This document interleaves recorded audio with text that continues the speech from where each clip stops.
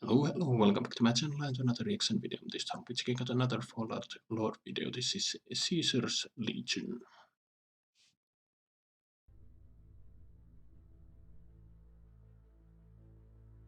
There is no shortage of things to fear across the wasteland that was once America. Aggressive, deformed wildlife, savage mutants, and every manner of hostile tribes, clans, and cults. But for the citizens of New Vegas, the greatest bastion of civilization that remains in the Mojave, there is a single force feared above all. It lies encamped on the eastern shores of the Colorado River, a nation of slaves driven endlessly forward at the end of a lash. This is Caesar's Legion, and Okay, it shall not rest until its banners fly across every but city yeah, I and get it. settlement Julius of the Caesar and known all that. world. As its name implies, Caesar's Legion is an autocratic society governed under a totalitarian dictatorship. Caesar, a man formerly known as Edward Sallow, rules over this army with absolute authority, the sole master of its unyielding hierarchy. This rigid chain of command and clear division of roles is a necessity in maintaining order among the myriad of tribes that have been forcibly absorbed into the Legion. As Caesar integrates new peoples and merges them into his forces, they're stripped of their previous tribal identities until there is no other tribe than the Legion itself. Hmm. Those who exist outside of the Legion's control are branded dissolute or lacking in morals, while those that are both separate from the Legion and hostile towards it are profligates. Recently caught men and women are known as captures and constitute the lowest tier in the Legion's hierarchy. For these people, their only right is to be tested as a slave. Those who fail to meet the requirements are immediately disposed of.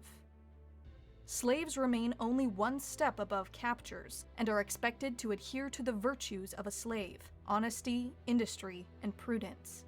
Slaves are given a new name, forced to wear rags marked with a red X painted across the chest, and required to follow their master's orders without question or hesitation. Can Newly you inducted rise slaves from might being be a forced slave? to wear slave collars based on their temperament, but these are typically removed when the individual has either been fully pacified or transported deeper into Legion territory. The children of slaves are taken from their parents at birth and placed in the care of priestesses. From here, physically fit males might be chosen to serve as What a exactly do they legionnaire. worship if they have First and priests? foremost, a slave army, such able-bodied males, whether captured, conquered, or born into the Legion, are expected to fight and die for the Caesar. This singular purpose is imprinted during a soldier's upbringing or reconditioning, until it develops into an inherent unconditional loyalty. Neither seniority nor experience has any bearing on a soldier's position within the Legion's hierarchy. While some may be given better equipment or more critical missions to accomplish, they remain disposable human tools in the eye of the Caesar, and are discarded the moment they stop fulfilling their purpose. Should a new recruit survive the perilous and brutal training necessary to become a legionnaire, they are nevertheless subjugated to a life of hardship. The most inexperienced warriors in the Legion are given only crude, improvised melee weapons, or at best, antiquated firearms. When faced with a technologically superior opponent, these recruits are expected to zealously drive forward, without regard for their own survival. Recruits that survive long enough and That's perform one their hell of a duties baptism. admirably are granted the right to be named Prime Legionnaires. Alongside better armor and weaponry, Prime Legionnaires are less commonly used as cannon fodder and are regarded as more valuable but still disposable tools. Those that display a talent for leadership might earn the title of Legionary Decanus and given authority over a small camp or unit of men. Eventually, a legionnaire can be named a centurion and serve as a field commander during major operations or administer major settlements during peacetime. Various other specialized duties and divisions exist within the Legion, including scouts, assassins, houndmasters, and the frumentari, elite spies chosen by Caesar himself. All promotions are based on valorous or ingenious acts undertaken on the battlefield, and success is prized above all other considerations. If victory is achieved, even through the disobeying of orders, the achievement is celebrated and the insubordination ignored. While competence and proficiency is rewarded, failure is met with serious injury or death. No member of the Legion, save perhaps Caesar himself, is above consequences for his failings. Of course they would Many crucify. legionnaires, when defeated in battle, will often commit suicide rather than suffering at the hands of the Caesar's executioners. Women perform the role of a support corps, serving as caretakers, midwives, and breeders to support the continuous expansion of the Legion. Consequently, women are forbidden from serving in combat, and a pervasive culture of misogyny exists within the Legion. While both male and female slaves are powerless under the authority of the Caesar, women have the dubious distinction of being labeled subhuman. While such sweeping brutality is scorned by other major civilized factions, it cannot be denied that the tactics employed by the Legion have brought it enormous success. Caesar might be widely hated, but in the wasteland, respect for power is often the only factor that matters, and rival tribes will often voluntarily submit. The Legion is ruthless, but their territories are among the safest in the wasteland. Travelers, merchants, and settlers here can live almost without fear, knowing that savages, raiders, and hostile wildlife have all been wiped out by hardened legionnaires. These achievements, at a time when safety and order are rare commodities across the wasteland, have brought some level of credibility to Caesar's cruel and militaristic ideology. According to Caesar, the atomic war that brought ruin to mankind was sent by Mars, the god of war, so that the Legion might be given the opportunity to unite all of mankind under one society. The Legion regards alcohol, chemical stimulants, and other pointless luxuries with disgust. In their view, such frivolities are used by the rich and powerful to keep their citizens addicted to consumerism, draining their wealth and rendering them powerless. Such people are viewed no better than animals, and should be treated accordingly. Humanity, the Legion believes, is defined by the ability to override the fear of death, to face it head-on, and sacrifice themselves in pursuit of a greater societal and ideological goal. Technology, too, is viewed as a vice that weakened humanity and was ultimately responsible for the Great War. As such, most legionnaires eschew advanced equipment, relying instead on simple, reliable gear. Elite military units are the one exception to this rule, equipped with sophisticated stealth technology, radios, and high-tech weaponry. Robots, however, are granted no such exception, for war is considered a privilege saved for men and men alone. This belief might explain the Legion's reverence and imitation of the ancient Roman Empire, viewed by the Caesar as perhaps the closest mankind has ever come to realizing his vision.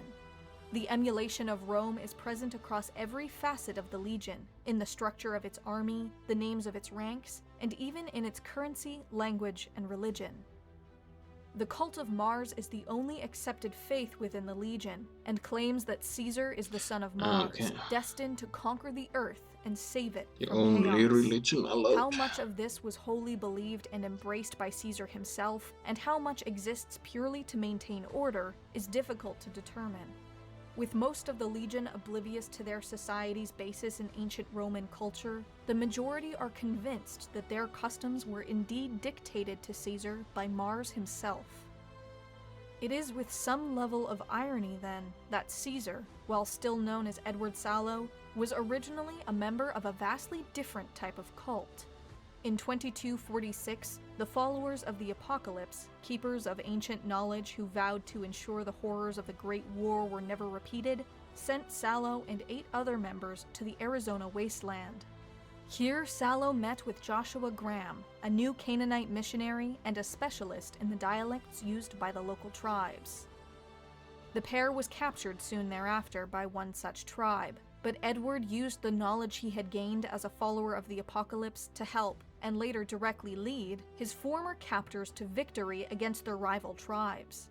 Edward's expertise in military tactics and strategy was admired so greatly that he was named the leader of the tribe that had captured him. He took the name Caesar, and in this moment, the Legion was born. He quickly embarked on an aggressive campaign against the neighboring tribes in the region, using his vastly superior tactics to completely dominate the land and people of each.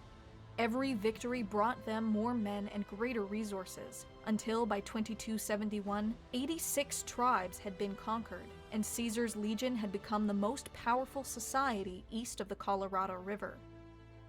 Now at the head of a fanatically loyal army formed from his captives, Caesar expanded west into the Mojave and eventually made contact with the new California Republic. Yep. For the first time, the Legion had encountered a foreign power that equaled and even surpassed their discipline and fighting doctrine. A democratic state built on mercantilism, the NCR was hated by the Legion, and in what would become known as the First Battle of Hoover Dam, the two forces finally met in open conflict. Under the command of Joshua Graham, now known as the Malpais Legate, the Legion managed to score an early victory. The new California Republic Army was forced from the dam, and the Legion pursued their scattered forces as they retreated to Boulder City. The Legion had grown complacent with their earlier campaigns against primitive tribes and raiders, however, and was oblivious to the trap the NCR had laid out for them. Hidden explosives devastated the Legion's forces, which were then completely overrun by the NCR's counterattack. Those who survived, including Malpais Legate, retreated back across the dam, handing it once more to the NCR. The defeat enraged Caesar, who ordered Malpais Legate, his former friend, to be covered in pitch and set alight. His body was cast into the Grand Canyon, and any further mention of his name was forbidden. Some claim he somehow survived, however, and slaves and legionnaires alike now whisper in secret of the burned man. By 2281, the Legion had re-established its power in the west and rebuilt much of its army. Caesar had not forgotten the defeat he had suffered and was determined to crush the new California Republic in the Mojave before moving on to New Vegas. The city was seen as an ideal capital, a Rome worthy of Caesar. The final fate of New Vegas and the greater Mojave remains unknown, but so long as Caesar's Legion is forced to share the wasteland with the new California Republic, there will be war. And war never changes.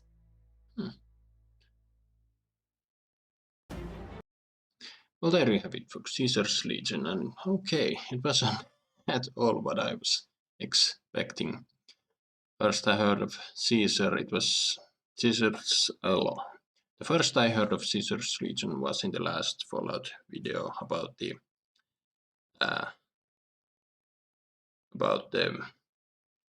Republic, and they mentioned it ended with the notion that the Republic faced Caesar's Legion in New Vegas. So when I came into this video, I thought, New Vegas, Caesar's Palace. Figured New Vegas was where Caesar resides, but no, it's an actually former soldier whose expertise in being a master tactician, he united many of the tribes of the Waste and formed his legion. And because most of the people don't have any knowledge of ancient world, he could easily form Caesar's Legion and fool people into thinking that the reason why he knows all this is because Mars gave him the vision, but no, he was educated enough to use history as to enforce his position.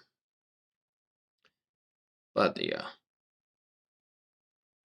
very interesting way of creating their army, that new recruits are handed pretty much the simplest of weapons, maybe some crude firearms, but yeah, they're pretty much sent out to fight the toughest foes, and if they survive, they can rise up the ranks. And only the whatever special units, whatever it was called, they are allowed to have new age weapons. They don't much care about the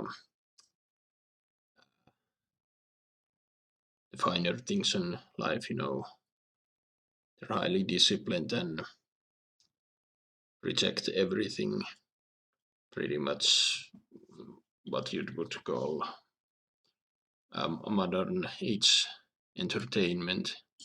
Anything that weakens men's resolve is forbidden, and yeah, soldiers of the Legion need to be completely focused on this unifying goal of being. And yeah, Caesar is at the top. And yeah, what was it about slaves?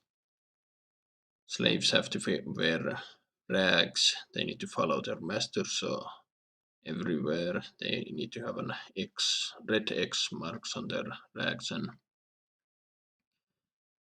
women are forbidden from the military. Their purpose is to breed and do housework and whatever.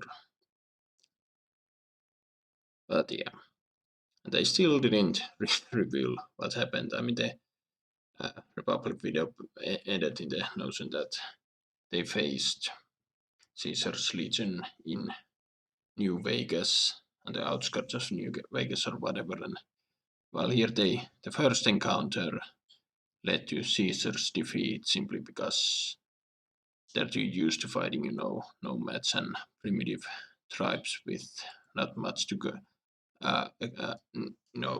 proper equipment and all that. But the New California Republic had a master plan of explosives and decimated their ranks, but I don't know why they didn't follow and finish Caesar when they had the chance, because at the end we heard uh, he had rebuilt his forces, and now probably I don't know if he's more open to using more